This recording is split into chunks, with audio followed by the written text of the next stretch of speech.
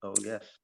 All right, what's happening, people? Welcome back to the Brothers Geek Out channel. This is Fight Talk with the BMAs, the basic MMA analysts. It's G-Man out here in Singapore, and I'm joined by my partner in crime, Slick. And then we had a nice, fun card again, some more good fights. UFC card, UFC Fight Night, Brian Ortega versus Yair Rodriguez. Bro, what did you think of the result? Me, man. What a card. And it was at 7 p.m. UK time. I know. I was up all night watching it. It was because I couldn't sleep. So it was late night for me, early for you lot, which was great. I think it's because it was on ABC, right? Is that because it's the first card ever on ABC, right? Yeah, you're right. Because I heard them say again, actually, that it was on ABC, and that's why I think next week's going to be the same, mate. No. Next week is in UK, but yeah, it's going to be that way moving forward. So the guys were wearing their yellow jackets, which is, I guess, an ABC custom or something like that. Yeah, but isn't it part of like the Hall of Fame thing? No, I think it's got something to do with the ABC. They used to wear like the yellow jackets. Like I don't know what it is. They remind me of like the old valets when you go to the cinema, like in the 70s. Yeah. I mean, I was around it, but. Yeah. But what do you think of the main? Like, let's get through the card, man. I mean, it was fun, exciting. It was in Long Island, New York. Exciting fights, man. Exciting fight at the end. Brian Ortega versus Yair Rodriguez. An unfortunate finish. But what did you think of that, man? Because it started off really good and it looked like it was going to be an exciting fight. I guess you can say the boxer grappler versus the distant striker with Yair and his kicks. And it started off like good. Like Brian Ortega came in and I think he tried to close the kicking distance with the boxing. And then, they went to his home turf, which was the ground, and then his shoulder popped out man, it was crazy. That was pretty nasty. That was pretty nasty. It's a shame that it happened, but I love the fact that they respected each other. They've broken bread together. They're actually homies in a sense, and Mexican brothers, right? Yeah. I guess they'll run it back at some point. It's a shame. I don't know what happens now. Yair goes where, but Brian Ortega goes where. What do you think? Well, Brian Ortega, if it's bad, he's gonna have to get surgery, right? So I don't know if Yair's gonna wait. There is Volkanovski wants to go up, right? So it got announced that Charles Oliveira versus Islam's happening. Yeah, can't wait. That's gonna be also in Abu Dhabi. Listen, I'm in Dubai then. I'm going to that fight. But really? What's his name? The champ Volkanovski wants to go up and face whoever that wins that one. There is what's his name, man? Oh, come on, why am I going blank? Come on. Which division? In Volkanovski's division, he wants a title fight as well. He just won. He beat Emmett. Josh Emmett. He wants a title fight. So maybe Yair and Emmett could fight for the #1 contendership. And that's if Volk doesn't vacate. That's if, I mean, I don't think Volk will vacate, but I reckon if he wants to go up, it's going to take time. So either them two can fight for the for the #1 contendership, or Volk doesn't wait and he just fights one of them anyway. But I mean, look, and for Brian Ortega, it's a shame. My guy end of the day, he did put Volk in trouble. Those two things, the guillotine and the triangle, that's almost like rocking someone. You know what I mean? Like, as good as that, basically. They were in losing danger. So it's a shame that, he hurt his shoulder. I reckon that would have been a great back and forth fight between those two. But it is what it is. That's the business. It's a game, isn't it? It is. Yeah, it is. And I wanted to see what Brian Ortega, like, how his skills would have improved, because we haven't seen him for a little while. So like you said, it is what it is. We'll see him next time. Hopefully he recovers well. Yeah, well, we'll see what happens with that division. It's still an exciting division. Co-main event: Michelle Waterson-Gomez versus Amanda Lemos. Waterson-Gomez. Yeah, we were talking about that because it was Waterson before, Michelle Waterson, and she was always known for that. I don't know where Gomez came was like, because I always thought she was already married. So I don't know if the name is did she recently get married and take her husband's surname, or was that always part of the name? I don't know. I didn't research it. I'm just assuming. I don't know. But all of a sudden they were just like Waterson, and I'm like, what? What? I know. That was interesting. I knew that Amanda Lemos she's a killer. I've seen her bust some people up, and I was thinking, she's got heavy hands. Yeah. She's got very heavy hands, and she's a juggernaut, man. It went how I expected it to be honest. It really did. that the tap was. Well, there was a little bit of mystery behind it initially, but it was all fair, isn't it? Like she just Yeah, tapped because it behind the was back. on the other side. Yeah, we could, and credit to Lemos for letting go, man, for recognizing that and letting go, and credit to Michelle for saying, Who? Watson Gomez for saying yes, I did tap. But I agree. I saw it that way as well because I didn't think Watson Gomez would be able to keep her away with her side kicks. I just didn't see that happening.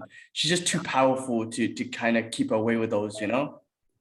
She doesn't have enough in her arsenal, I feel like Waterson's kind of reminds me of Holm in a sense when she doesn't put it together. She just throws that kind of defensive moves, but there's no putting things together to smash somebody. Like there's no real offense. It's kind of more defense and points. Points. I was about to say the exact same word. Points. Like a karate fighter, right? Yeah, but still love her. Love what she brings to the table. Hopefully she'll be back soon. Yeah, definitely. Lemos, I think she's a beat. I mean, she's strawweight and she's got the most, was it knockouts in that division, which is I think knockdowns, I think. Knockdowns. I mean, I think it's knockdowns. Yeah. She's an animal, man. I mean, the collision course she's gonna have with who? Who would it be? Rose. No. Zhang Weili, you got Rose, you got the champ is still that's so basic. Yeah, not even know the champ's name. Respect to the champ, Carlos Esparza, which I think Zhang Weili is gonna fight, right? And then maybe Rose will take on Lemos, and then the winner fights. You know what I mean? The winner fights winner. That's good. Yeah, I like that. Like Dana, hearing this boy, he's coming up with real shit. All right, let's move on. Zhang Lingliang versus Muslim. Yo, that guy's rude. Who's that? Who's that? What do you mean? He's sick. Like, like I didn't realize how many big guys he had knocked out in the past. And then they showed the rerun and showed this guy, the Muslim Salakov, and he's like, oh, I'm some ninja and this and that, whatever. He calls himself King of Kung Fu, right? Because I think he's the only non-Chinese person to achieve or win Sandow championships in China or something like that. Oh, so I think he's in China in regards to Kung Fu and Sandow. He's a bit of something like legend. So that's why I think there was that respect between those two. Man, it was all good, but yeah, Li Zhangliang, he ain't done yet with that division. I thought when Hamzat kind of threw him around, I thought, not that he's done, but we wouldn't see him for a while. But he came back in emphatic fashion, so he's back on the map, man. Came back strong, and Muslim. I think Muslim was kind of fun to watch. He has that Sandai style, the spins. He started off with a spinning kick. He just got knocked clean with a nice right hand. Really, it was a good connection right hand, man, by Li Zhangliang. And let's be honest, I know Khamzat did what he did, but because Khamzat's a fucking beast, isn't it? He's crazy. He's a beast. Yeah, and I guess we forget that Khamzat, he's unranked, but he shouldn't have ever been unranked. Like he came in unranked, but he's actually a higher level, and that's just the way it is. I mean, that's what's so exciting about this game, and that's what I love about the UFC as well, because they don't prolong things as much. Well, maybe with some people they do, some they don't. But sometimes it can be unfair. But if someone's worthy like that, they just push him straight up. And why the hell not? Push him straight up. The next fight was serious, man. Great fight. Oh my god. Matt, how do you say it? Matt Chanel versus Sumdara. Go on, say the second guy's name for me, please. Okay, I'm gonna try it. Su Mudareji. Great fight. Fuck it out. That was a good fight. That was an edge of your seat type of fight. Couldn't believe it. I looked, I was like, okay, it's done. Oh wait, no, it's done on his side. No, it's oh! That Matt guy is a beast, but he was rocked 6-7 times on his feet at least. Yeah. But he had a beautiful technique that I'm just gonna call him Sumu. When he would grab the right hand and then just flick the elbow over, and he rocked him at least 5 times. It was so good. That reminded me of what's his name? Like something Rodtang would do. Yeah. John Jones has done stuff like that. I remember he done that to Rashad Evans when they fought. Yes, and he kind of Yeah, man. yeah. Beautiful technique. And you just saw, I thought like Matt was gonna lose, and then my guy takes him down, and then triangle. My God, that was awesome. I mean, he ground and pounded him, and then he got the triangle on, and wicked fight. Both of them, credit to both of them. But Matt is definitely a beast, bro. If you can't, I'm looking forward. If you didn't put him out, I don't see him going out. You know what I mean? Absolutely. Like I said, I'm looking forward to seeing both of those fighters again, win or lose. That was some real exciting shit, man. Awesome. All right, let's move on. Fan favorite, man, Shane Burgess, because I think he's from the Yeah, Bronx. I love Shane Burgos, man. Versus bro, that fight with Charles Duran. Did I say that right? Duran? Jourdain, my bad. Obviously I can't read. Bro, again, another exciting fight, but that third round, Charles put it on. I mean, I guess if you put, because you put so much pressure on, I guess if you put more pressure on, it could have possibly been a draw. He could have possibly got a 10-8 for that round, but he put it on that round. Like the cardio, he just had a second burst. He could have smacked it. He could have, like, if he connected with a couple of them shots, it could have been it. Burgos he's got a chin, bro, because he was taking a few knees and everything. Yeah, he was. Man, that was an incredible fight as well. It seemed pretty one-way traffic into the third. What do you think?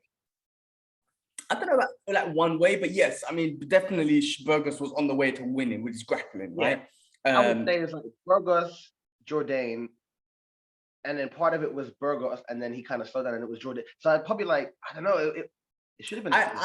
I thought Burgos was gonna win the fight in that fashion that it was going in, and then in the third round, Charles was like, nope. Maybe because he started off maybe a little bit nervous and just whatnot. He just needed to get loose. I don't know what it is, but Burgos was squeezing for it. It wasn't even a choke. He was just squeezing his face because he didn't have it under the neck. So just so he was just thinking that, let me just crank his neck because I could mess up your jaw and all that stuff. But you know what? Charles just showed that he's got obviously heart. And he just needed to loosen up, and he got that second wave of air and just went for it in round 3. Freaking exciting, man. Well, Shane did say that he kind of drained his legs from squeezing, so maybe the body triangle, the body triangle or something, right? Yeah, exactly. But I think like Burgos did a really good kind of strategy of pressuring Jourdain, not like allowing him any space. And maybe that's what it was. After he realized that, okay, he's tired, I got space to do things. I'm gonna do things. Yeah, man, crazy, awesome. But Burgess is a fan favorite, especially in New York. I think he's a Bronx dude, if I remember correctly. So freaking exciting. And then to kick off the main card, we have Lauren Murphy versus Miesha Tate. Man, I was like obviously biased because Miesha Tate taught me for a year in Evolve. So I was like, let's go, coach. And then she got kind of work. Right? Lauren Murphy just pull it on her, man. I mean, like it was just it was a straight shot, and then Miesha Tate's eyes, her nose were just busted, man. One of my things, I mean, listen, I'm no expert, I don't know anything, and obviously Miesha's my coach. Well, I say that, right? I said she just taught me for a year and evolved. But when she was in Singapore for about 2.5 years, how long? If I was her and I knew in my head I would going back to the UFC, I'm gonna go back to fight, I would have every day trained with one of the Muay Thai coaches in Evolve because she had that to her hand. Like, I just don't know why she didn't take that opportunity to train. Because we got world champion, but we got Nong Ong, who is a Muay Thai 1 FC freaking bantamweight champion, like legend. You got so many in Evolve gyms, so many Muay Thai champions, right? Not just Lumpini champions, but 1 FC champions. I just don't know why like she didn't use them enough, like, and just get Evolve. She's a wrestling expert, and I just don't know why she didn't train with them every day to be like, look, every day can you just teach me more Muay Thai? She would have had 2 years of striking training with these Muay Thai experts. I just know maybe she done some, but it just, by looking at her fights, it doesn't look like her striking has evolved at all. Yeah, unfortunately, no. I didn't realize they were meant to fight on the 3rd of July, by the way. I had no idea about that. But anyway, yeah, no, you're right. She kind of ran into the shots of Lauren. Did you notice that she didn't kind of heads were not moving? Yeah. And I was thinking, come on, Miesha, like you're a veteran. I don't know, man. I don't know. man. Yeah, So. I know she had a rebirth of energy. She was like, yeah, I can make it. But maybe her time is done. You know what I mean? Like, she's a legend. She's done what she's done. She achieved the belt. Maybe her time is done, and she, you know, I don't know. I can't. No one else can say that. But I was still biased against it, man. I'm still, you know, she taught me, man. She knew my name. Oh yeah, I remember. I'm in a video with her on YouTube getting beaten up. My claim to fame. Take your 5 minutes, man. Well done. But yeah, Cool. no, I wanted to see her win as well. Yeah, so did I. Did you? Lauren, she lost to Shevchenko, back in the win column. Let's go. So yeah, I mean, she definitely she can get back up there. Let's quickly skim through the prelims. Did you get a chance to watch some of them? I mean, was out. I only saw Ricky Simone, and he called out. Did he call out Sugar? Sugar Shane, yeah. He called out Sugar. That was interesting. Yes, that was a good fight. I mean, he took away Jack Shaw's Jack Shaw's, yeah. I saw that. I saw that win. That was good. Yeah, so his O went. Puna on the main fight. I can't pronounce his full name, but Puna versus the Dalcha. Anyway, that was a good fight. Dalcha is I can't pronounce the names. My bad, but freaking hell, he is one muscular dude. I didn't see any of them fights, man. But he's a muscular dude. But anyway, in the second round, just to begin the second round, Puna just collected with a beautiful right shot and took him out. But he shredded, bro. His rib, by the end of the round one, his rib was popping out. Something happened to his rib. But he was winning the first round, very powerful, grappling, taking him down. And then when he walked away after the buzzer went, his rib was popping out. But anyway, the second round started, and then he kicked, and then Puna just got him with a nice right shot, finished it off. You got Gilbert Burns' brother fought Herbert Burns versus Bill Algeo. Algeo just put the pace on him and kind of broke Herbert Burns, man, broke him. Crutches, I think. I think Gilbert Burns carried him out the cage, like literally carried him out. He said he hurt his knee. I mean, he got him in a triangle early and just squeezed, but Algeo didn't give up. And maybe he's saying that busted his knee or something. I don't know. He definitely made his leg feel like jelly, but he gassed him out and just basically broke him, man. So great pace there.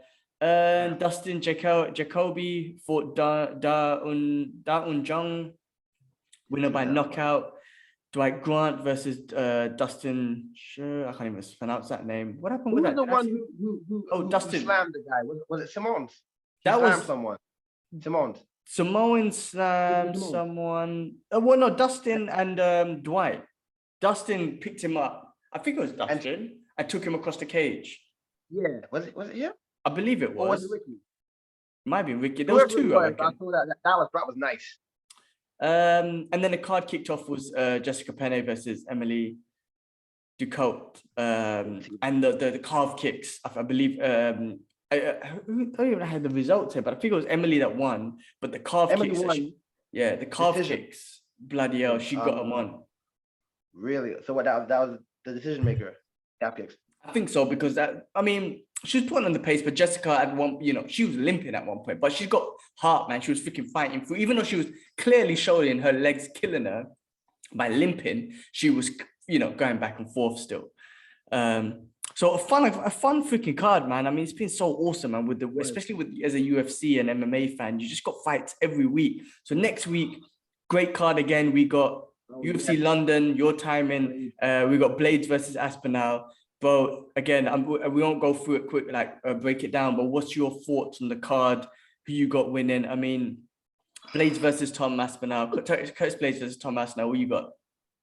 Okay, I'm gonna go Aspinall. I'm gonna go Jack Hermanson. I'm gonna go Jordan Levitt. I'm gonna say Gustafsson only because I'm not sure about the other guys. The other guy and the rest. Paul Craig. I don't know about Molly McCann. No, I don't really know her, but yeah, and Paul Craig versus Volkan. I'm gonna say Paul Craig. Yeah, I'm gonna do the same, but I'm gonna go Paddy Pimblett.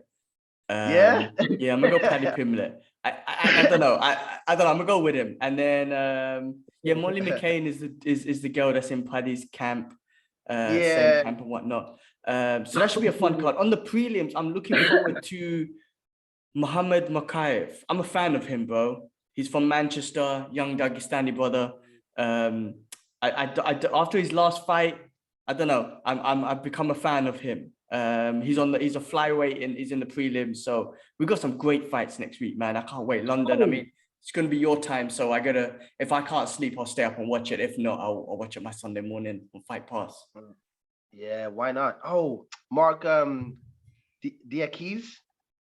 Another one with the he's a pretty decent fighter as well. Yeah. I think, oh man, this card is pretty nice too, man. But yeah, that's my pick for that one, man. I'm excited for that. I don't have to wake up early or anything mad, so I'm good. Nice Saturday card. Awesome. Well, look, bro, it was good to catch up. I love these little fight talks that we have. And yeah, man, until next week, we'll catch up again for next week's card. I'm looking forward to it. I think the week after that, he's got a nice pay-per-view on with Amanda Nunes versus Jessica Penne, part 2. Yeah. So we'll talk on that next week. But cool, everyone, thank you for watching. Appreciate the support. Please like, subscribe, dislike, comment whatever you want, and we'll catch you on next week's card. Peace. Don't forget to work on your leg kicks. Yeah.